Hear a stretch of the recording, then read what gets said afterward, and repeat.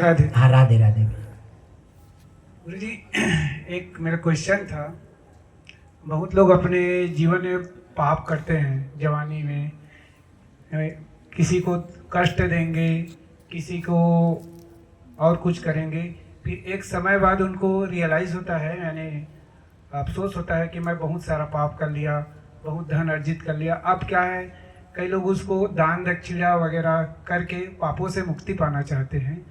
तो मैं पूछना ये चाहता हूँ कि आदमी अपने ज़िंदगी भर पाप किया है, तो क्या कुछ ऐसा है जिससे उसके पापों से मुक्ति मिल सकती है? प्रेम से बोले श्री गुरुदेव जी महाराज की। आप अगर शुरू में आए होते ना तो ये समाधान हो जाता। हमने स्टार्टिंग ही यहीं से किया था।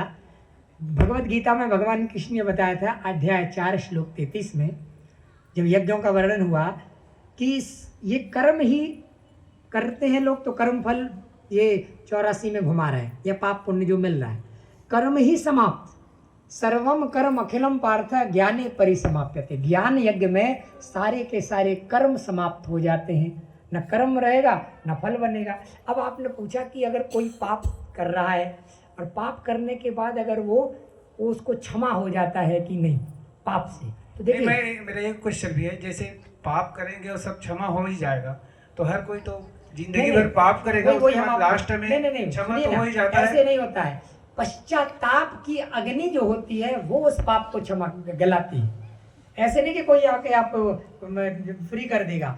आपके अंदर पश्चाताप की अग्नि जब होगी कि मैंने ये गलत किया और अब मैं नहीं करूंगा, इस भाव से जब आप करेंगे कि अब तक तो मैंने किया, आगे मैं उस पाप से बचूंगा, तब तो वो क्षमा हो जाएगा। लेकिन अब कोई सोचे कि साल भर पाप करो और एक दिन जाके गंगा में नहा लो।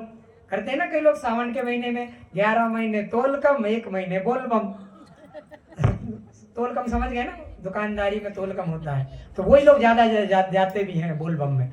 तो उससे नहीं होगा कि 11 महीने तोल कम और 1 महीने बोल बम, तो उससे पाप नहीं धुलता है, उससे तो और बढ़ जाता है।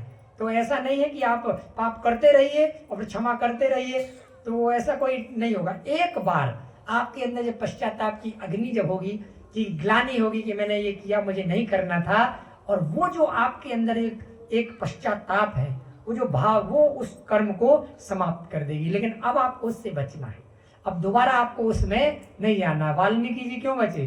क्योंकि वो उससे निवृत्त होकर के फिर दोबारा वो डाकू और उसमें नहीं फंसे। पहले डाका डालते थे, लोगों को लूटते थे, काटते मारते थे, लेकिन ऋषि बन गए। विश्वामित्र थे, पहले राजा थे, उसके बाद फिर वो ऋषि बन गए, तो वो क्षमा हो जाता है। आत्मगिलानी हो गया, मतलब पूरा पापों से मुक्ति हो जाएगी। पश्चाताप की वही तो गलाई उसको समाप्त करेगी।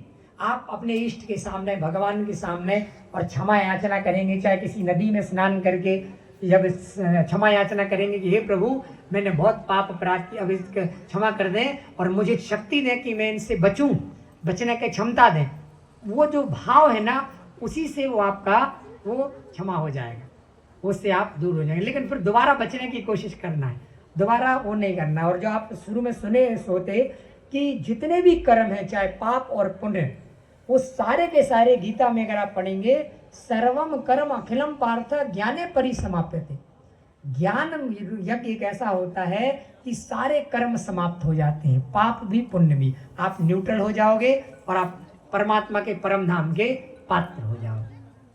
ज्ञान यज्ञ से, तत्व ज्ञान से वो लाभ मिलता है कि न पाप रहेगा न पुण्य, सारे कर्म जीरो। यानी पहले जो कुछ भी किया वो सब डिलीट, सब जीरो। वो कर्म है ही नहीं तो उसका फल है ही नहीं, आपको उसका चिंता ही नहीं करनी, चाहे इस जन्म का हो चाहे पिछले कई जन्म जन्मांतर का, वो डिलीट हो चुका है। आप फ्री हो उस कर्म से। अब आप अपने जीवन को अच्छे से ले चलो, बढ़िया से और श्रेष्ठ बना के दे, परमात्मा की ओर ले चलो, परमार्थ की ओर। धन्यवाद गुरु जी।